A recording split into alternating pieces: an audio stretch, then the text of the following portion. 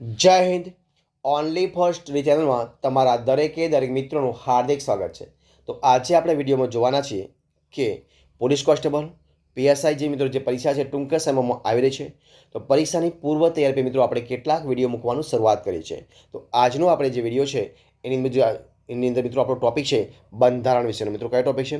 બંધારણ વિશે. તો મિત્રો જે પોલીસ કોન્સ્ટેબલ છે એની અંદર મિત્રો બંધારણના જે પ્રશ્નો છે 30 માર્કના પૂછાવાના છે અને પીએસઆઈની અંદર મિત્રો 25 માર્કના પૂછાવાના છે. તો વિડીયો પૂરેપૂરો જોજો, કારણ કે આપણે દરેક વિડીયોમાં મિત્રો 30 પ્રશ્નો, કેટલા પ્રશ્નો? 30 પ્રશ્નો મૂકીએ છીએ અને એ પણ મિત્રો એમસીક્યુ પ્રકારના પ્રશ્નો છે અને એ આગળની દરેક પરીક્ષામાં પૂછાયેલા વેરી મોસ્ટ ઇમ્પોર્ટન્ટ પ્રકારના પ્રશ્નો છે કે જે તમને ખૂબ જ ઉપયોગી નીવડશે. તો વિડીયો પૂરેપૂરો જોજો અને આપણે દરેક વિડીયોની અંદર 30 પ્રશ્નો મૂકીએ છીએ અને આજનો મિત્રો આપણે વિડીયો છે એ ભાગ નંબર મિત્રો કયો છે? ભાગ નંબર 25 નંબરનો વિડીયો છે. તો વિડીયો પૂરેપૂરો જોજો. તો શરૂઆત કરીએ આજના વિડીયોની. જોઈએ આજના વિડીયોમાં પ્રશ્ન પહેલો છે કે ભારતીય જે બંધારણ છે, ભારતીય બંધારણને તૈયાર કરવામાં કેટલો સમય લાગ્યો હતો? આજનો પહેલો પ્રશ્ન છે. તો મિત્રો ભારતીય બંધારણને તૈયાર કરવામાં સમય લાગ્યો હતો 2 વર્ષ 11 મહિના અને 18 દિવસ. કેટલો? 2 વર્ષ 11 મહિના અને 18 દિવસ લાગ્યા હતા. જવાબ આવશે ઓપ્શન ડી જવાબ બનશે. અને આ પ્રશ્ન છે પ્રશ્ન જીપીએસસી ક્લાસ 1 તારીખ 15/1/2017 જે પરીક્ષા લેવાઈ હતી એમાં પૂછાયેલો પ્રશ્ન છે. જે પ્રશ્ન આપણે આગળની ચર્ચા કરીએ. જો શું જે પ્રશ્ન છે કે બંધારણનું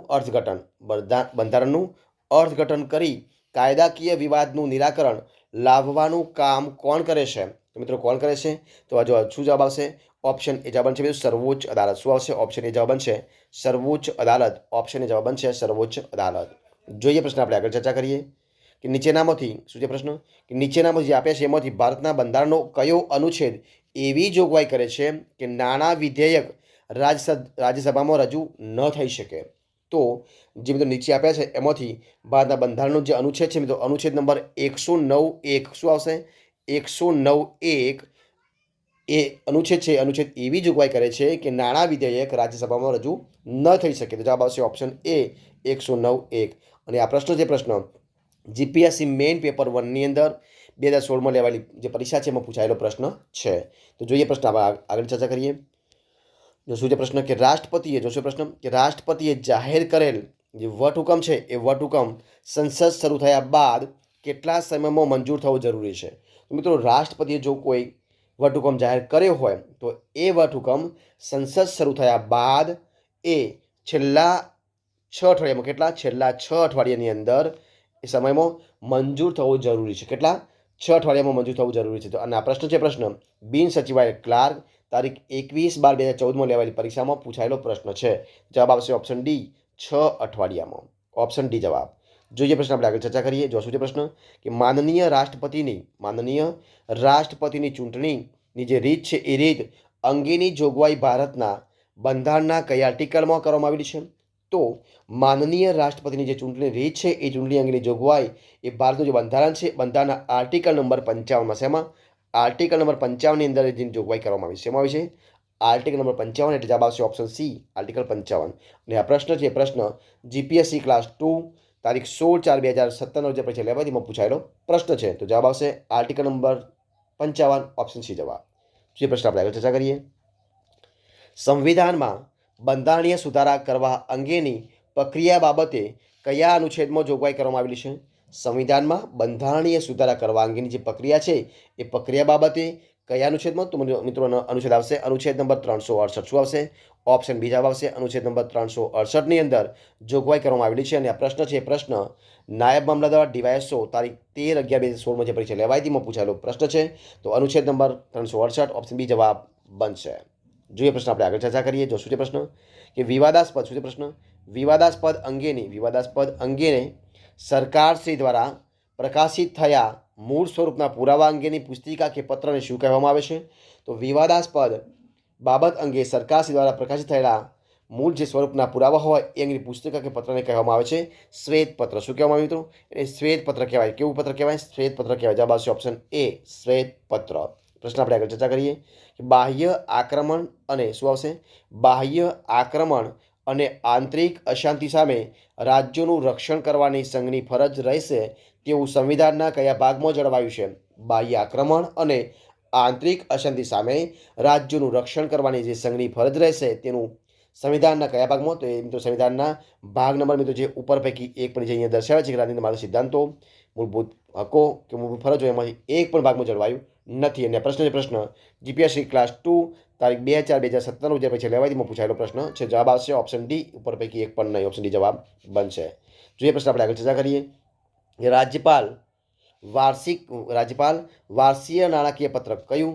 જે રાજ્યપાલ છે રાજ્યપાલ વાર્ષિક નાણાકીય પત્રક રાજ્યમાં વિધાનમંડળના ગૃહ અથવા તો ગૃહો સમક્ષ રજૂ કરાવશે તેવી જોગવાઈ સંવિધાનના કયા અનુચ્છેદમાં કરવામાં આવી છે? તો મિત્રો રાજ્યપાલ એ વાર્ષિક નાણાકીય પત્રક રાજ્યમાં વિધાનમંડળના ગૃહ અથવા તો ગૃહો સમક્ષ રજૂ કરાવશે તેવી જોગવાઈ સંવિધાનના અનુચ્છેદ નંબર 202માં છે. અનુચ્છેદ નંબર 202 ની અંદર કરવામાં આવે છે. એમાં આવશે અનુચ્છેદ 202માં કરવામાં આવી છે. જોઈએ ઓપ્શન સી જવાબ બનશે અનુચ્છેદ 202. અને આ પ્રશ્ન છે જીપીએસસી ક્લાસ 1 9/4/2017 જે પરીક્ષા લેવાતીમાં પૂછાયેલો પ્રશ્ન છે. જવાબ બનશે ઓપ્શન સી અનુચ્છેદ 202. જોઈએ પ્રશ્ન આપણે આગળ ચર્ચા કરીએ કે ભારતના બંધારણમાં ભારતના દરેક નાગરિક માટે કુલ કેટલી મૂળભૂત ફરજો દર્શાવેલી છે? તો મિત્રો ભારતના બંધારણની અંદર ભારતના દરેક નાગરિક માટે કુલ મિત્રો 11 કુલ 11 મૂળભૂત ફરજો દર્શાવેલી કેટલી છે? 11 મૂળભૂત ફરજો દર્શાવેલી છે. જવાબ આવશે ઓપ્શન સી 11 મૂળભૂત ફરજો. અને આ પ્રશ્ન જીપીએસસી ક્લાસ 1 તારીખ 15/1/2017 જે પરીક્ષા લેવાઈ હતી એમાં પૂછાયેલો પ્રશ્ન છે. જવાબ આવશે ઓપ્શન સી 11 મૂળભૂત ફરજો. પ્રશ્ન આપણે આગળ ચર્ચા કરીએ. જો શું છે પ્રશ્ન છે કે સંસદમાં નાણાકીય ખરડો મૂકવા માટે કોની પૂર્વ મંજૂરી જરૂરી છે? તો મિત્રો સંસદમાં નાણાકીય ખરડો મૂકવા માટે એ જે મિત્રો રાષ્ટ્રપતિ છે તો એ રાષ્ટ્રપતિની પૂર્વ મંજૂરી શું છે? રાષ્ટ્રપતિની પૂર્વ મંજૂરી જરૂરી છે. શું છે કે સંસદમાં નાણાકીય ખરડો મૂકવા માટે સૌથી પૂર્વ રાષ્ટ્રપતિની પૂર્વ મંજૂરી જરૂરી છે. જવાબ આવશે ઓપ્શન એ રાષ્ટ્રપતિની મંજૂરી જરૂર છે. આ પ્રશ્ન બિન સચિવાલય ક્લાર્ક તારીખ 21/12/2014 જે પરીક્ષા લેવાઈ હતી એમાં પૂછાયેલો પ્રશ્ન છે. જવાબ આવશે ઓપ્શન એ રાષ્ટ્રપતિ. પ્રશ્ન આપણે આગળ ચર્ચા કરીએ. પ્રશ્ન છે કે સરકારી ખાતાઓમાં નિષ્પક્ષ ઓડિટ કરતી સંસ્થા જે આપણે સીએજી કહીએ છીએ તો સીએજીનું આખું નામ શું છે? મિત્રો સરકારી ખાતાઓમાં નિષ્પક્ષ એટલે કે કોઈ પક્ષનો અનુસરણ ન કરતી એવી ઓડિટ કરતી સંસ્થા જેનું નામ છે સીએજી, તેનું આખું નામ છે મિત્રો કોમ્પ્ટ્રોલર એન્ડ ઓડિટર જનરલ. શું આવશે? કોમ્પ્ટ્રોલર એન્ડ ઓડિટર જનરલનું નામ બનશે. અને પ્રશ્ન જુનિયર ક્લાર્ક 2015 મિત્રો વિવિધ જિલ્લામાં જે પછી લેવાતીમાં પૂછાયેલો પ્રશ્ન છે. જવાબ આવશે option C કોમ્પ્ટ્રોલર and auditor general. બરોબર છે. પ્રશ્ન ઓપ્શન સી જવાબ બનશે. જે પ્રશ્ન આપણે આગળ ચર્ચા કરીએ બંધારણનો અર્ક કોને ગણવામાં આવે? બંધારણનો જે અર્ક છે એ અર્ક કોને ગણવામાં આવે છે મિત્રો? તો બંધારણનો અર્ક એ આમુખને આમુખને ગણવામાં આવે. જવાબ આવશે ઓપ્શન એ આમુખ. ઓપ્શન એ જવાબ બનશે આમુખ. જે પ્રશ્ન આપણે આગળ ચર્ચા કરીએ એક જ વ્યક્તિની શું છે કે એક જ વ્યક્તિની 2 કે તેથી વધારે રાજ્યોમાં રાજ્યપાલ તરીકે નિમણૂક આપવા અંગેની જોગવાઈ નીચેના પૈકી કયા સંવિધાન સંશોધન અધિનિયમથી કરવામાં આવેલ છે? તો મિત્રો એક જ કોઈ વ્યક્તિ હોય એની 2 કે તેથી વધારે રાજ્યોમાં રાજ્યપાલ તરીકે જો નિમણૂક આપવાની જોગવાઈ હોય તો મિત્રો જોગવાઈ જે સંવિધાનના સંશોધન મિત્રો જે 7મો સુધારો થયો છે એ 7મા સુધારાની અંદર જે અધિનિયમ છે એની અંદર કરવામાં આવેલ છે. જવાબ શું આવશે? ઓપ્શન બી જવાબ 7મો સુધારો. ઓપ્શન બી જવાબ બનશે. અને આ પ્રશ્ન જીપીએસસી મેઇન પેપર 1 ની અંદર 2016માં જ્યારે પરીક્ષા લેવાઈ હતી એમાં પૂછાયેલો પ્રશ્ન છે. જવાબ આવશે ઓપ્શન બી 7મો સુધારો. પ્રશ્ન આપણે આગળ ચર્ચા કરીએ કે ઉપરાષ્ટ્રપતિ પદનો ઉમેદવાર કેટલી ઉંમરનો ધરાવતો હોવો જોઈએ? મિત્રો જે ઉપરાષ્ટ્રપતિ છે એ પદનો ઉમેદવાર એ ધરાવતો હોવો જોઈએ 35 વર્ષ. કેટલા જવાબ આવશે? ઓપ્શન એ જવાબ બનશે 35 વર્ષ. શું આવશે? ઓપ્શન એ જવાબ 35 વર્ષ. પ્રશ્ન આપણે આગળ ચર્ચા કરીએ કે ભારતનું બંધારણ કેટલા ભાગમાં વહેંચાયેલું છે? ભારતનું બંધારણ કેટલા ભાગમાં વહેંચાયેલું છે? મિત્રો ભારતનું બંધારણ છે 25 ભાગમાં. કેટલા? ઓપ્શન ડી જવાબ બનશે 25 ભાગમાં વહેંચાયેલું. શું આવશે? જવાબ ઓપ્શન ડી જવાબ બનશે 25 ભાગમાં વહેંચાયેલું છે. પ્રશ્ન આપણે આગળ ચર્ચા કરીએ કે રાજ્યની શું છે? રાજ્યની વડી અદાલતના ન્યાયાધીશોની નિમણૂક કોણ કરે છે? મિત્રો રાજ્યની વડી અદાલતના જે ન્યાયાધીશો એમની નિમણૂક કરે છે રાજ્યપાલની સલાહથી રાષ્ટ્રપતિ કોણ કરે છે? રાજ્યપાલને સલાહ આપે અને રાષ્ટ્રપતિ એની સલાહથી કરે છે. કોણ કરે છે? રાજ્યપાલની સલાહથી રાષ્ટ્રપતિ નિમણૂક કરે છે. જવાબ આવશે ઓપ્શન એ રાજ્યપાલની સલાહથી રાષ્ટ્રપતિ. ઓપ્શન જવાબ બનશે. પ્રશ્ન આપણે આગળ ચર્ચા કરીએ કે ભારતના બંધારણમાં શું પ્રશ્ન? ભારતના બંધારણના કયા અનુચ્છેદની જોગવાઈ હેઠળ 14 વર્ષની વય કરતાં ઓછી વય ધરાવતા બાળકોને કોઈ ફેક્ટરી કે ખાણ અથવા જોખમી રોજગારમાં કામે રાખી શકાશે નહીં? તો મિત્રો ભારતના બંધારણના અનુચ્છેદ નંબર 24 શું હશે? અનુચ્છેદ નંબર 24 અનુસાર એટલે કે અનુચ્છેદની જોગવાઈ હેઠળ 14 વર્ષની વય કરતાં ઓછી વય ધરાવતા બાળકોને ફેક્ટરી કે ખાણ અથવા જોખમી રોજગારમાં કામે રાખી શકાશે નહીં. તો જવાબ બનશે ઓપ્શન એ જવાબ આવશે. અનુચ્છેદ number 14 GPSC social welfare officer તારીખ 1/2/17 જે પરીક્ષા લેવાય તેમાં પૂછાયેલો પ્રશ્ન છે. જવાબ આવશે ઓપ્શન એ. પ્રશ્ન આપણે આગળ ચર્ચા કરીએ કે કયા અનુચ્છેદ પ્રમાણે, શું છે પ્રશ્ન, કે કયા અનુચ્છેદ પ્રમાણે જંગલો, તળાવો, નદીઓ અને વન્ય પશુઓ પક્ષીઓ આપણી સૌની સંપત્તિ છે. તો મિત્રો અનુચ્છેદ નંબર 51 ક શું છે, અનુચ્છેદ નંબર 51 કની અંદર એવી જોગવાઈ કરવામાં આવી છે કે જંગલો, તળાવો, નદીઓ અને વન્ય પશુઓ પક્ષીઓ આપણી સૌની સંપત્તિ છે.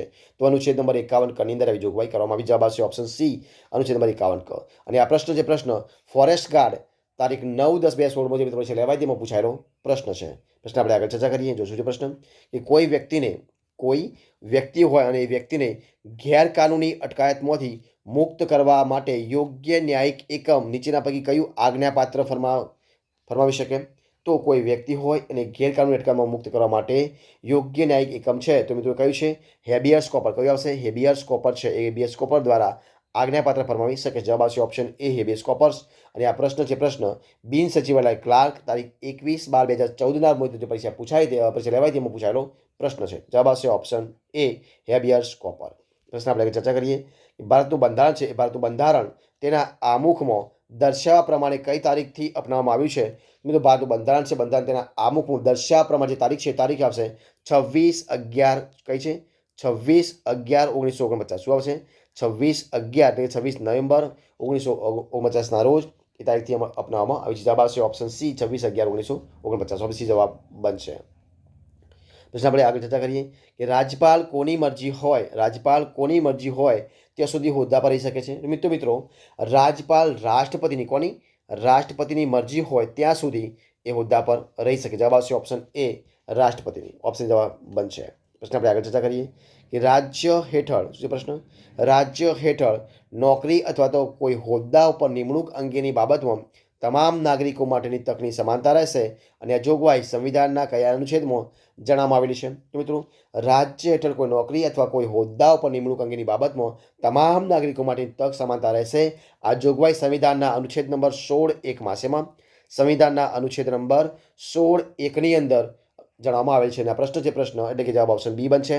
અને આ પ્રશ્ન જીપીએસસી ક્લાસ 2 તારીખ 12/2017 જે પરીક્ષા લેવાય હતી એમાં પૂછાયેલો પ્રશ્ન છે. જવાબ આવશે ઓપ્શન બી, 16(1) અનુચ્છેદ અને ઓપ્શન બી જવાબ બનશે. તો એ પ્રશ્ન આપણે આગળ ચર્ચા કરીએ કે મહાનગરપાલિકાનું વિસર્જન કરવાની સત્તા કોની પાસે છે. મિત્રો તો મહાનગરપાલિકાનું વિસર્જન કરવાની સત્તા છે રાજ્ય સરકાર પાસે. કોની પાસે? રાજ્ય સરકાર પાસે. જવાબ આવશે ઓપ્શન એ, રાજ્ય સરકાર. પ્રશ્ન આપણે આગળ ચર્ચા કરીએ કે એટર્ની જનરલ કોણ? એટર્ની જનરલ દ્વારા જે કાર્યો કરવાના રહે છે તેની જોગવાઈ બંધારણના કયા આર્ટિકલમાં કરવામાં આવેલી છે. તો મિત્રો એટર્ની જનરલ કોણ દ્વારા? એટર્ની જનરલ દ્વારા જે કાર્યો કરવાના રહે છે તેની જોગવાઈ બંધારણના આર્ટિકલ નંબર 76માં શેમાં આવશે? ઓપ્શન બી જવાબ આવશે.